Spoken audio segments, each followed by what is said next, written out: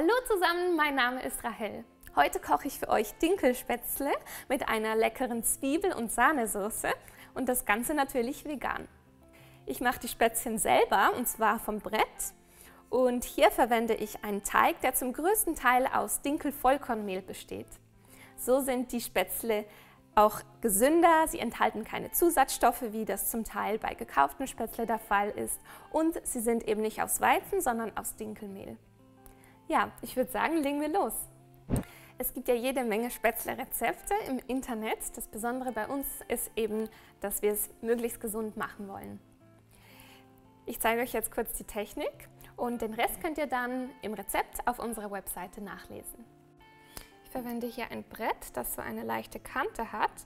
So können dann die Spätzle leicht runterrutschen vom Brett. Und ich verwende eine Teigkarte, damit lässt sich dieses Reinschaben sehr leicht machen. Alternativ kann man auch die Rückseite eines Messers verwenden.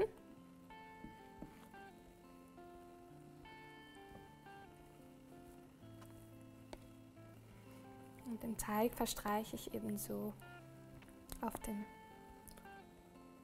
Brett. Ihr könnt auch zwischendurch immer wieder das Brett ins Wasser tunken und die Teigkarte und so rutscht das Ganze wieder besser.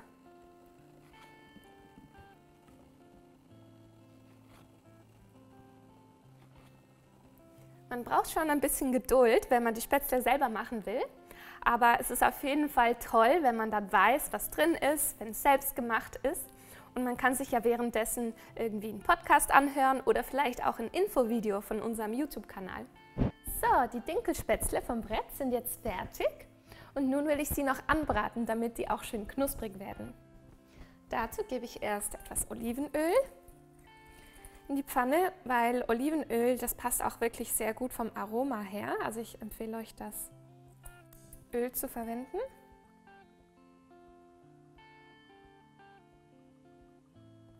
Und ihr dürft wirklich ordentlich nehmen, weil ich habe hier auch eine große Menge Spätzle, die ich anbraten will.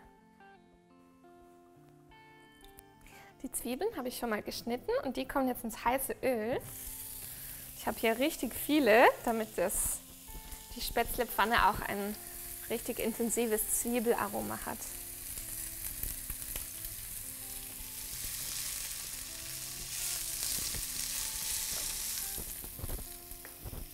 Dann kommt nach etwa 6 bis 7 Minuten der Knoblauch dazu. Den habe ich schon mal fein gehackt.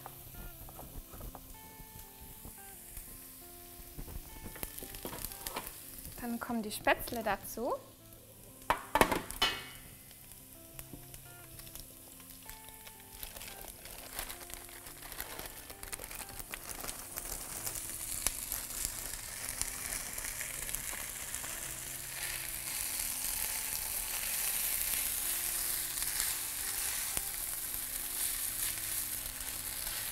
Die Spätzle brate ich jetzt ungefähr 5 Minuten an, damit die so richtig knusprig werden auch. Vielleicht kennt ihr anstatt Spätzle eher Knöpfle oder in der Schweiz auch Knöpfli genannt. Die macht man eher mit so einem Spätzlesieb. Genau. Aber der Unterschied ist, dass eben die Spätzle, die ich hier habe, lange und dünn sind und wenn man das mit so einem Sieb macht, dann werden die eher kurz und dick. Ja, also das ist eben eher ein traditionelles Spatzli- oder Spätzle-Rezept.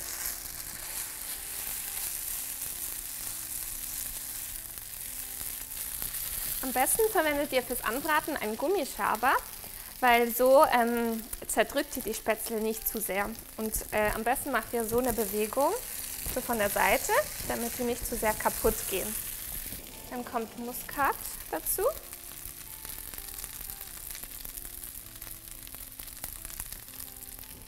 Salz.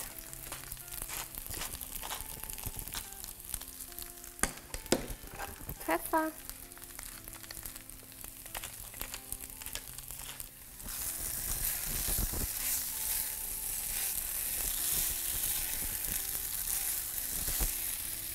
Und dann lösche ich mit dem Haferdrink ab.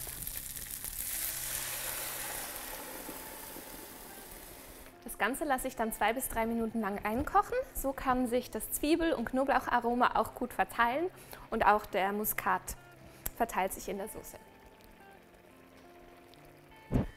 Dann kommt noch Edelhefeflocken dazu.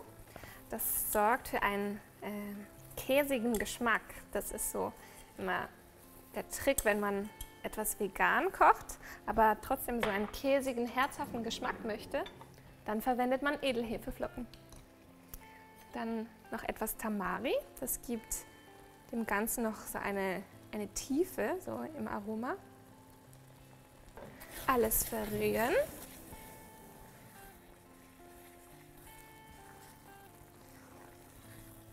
Und dann ist die Spätzlepfanne auch schon fertig. Ich probiere gleich sofort. Es riecht schon sehr gut. Wow. Wow, einfach unglaublich gut. Ein richtig, richtig tolles Rezept. Selbst gemacht von A bis Z. Ein tolles Gericht für die ganze Familie. Und ja, schreibt uns gerne in die Kommentare, wie es euch gefallen hat. Und wir sehen uns beim nächsten Mal. Ciao!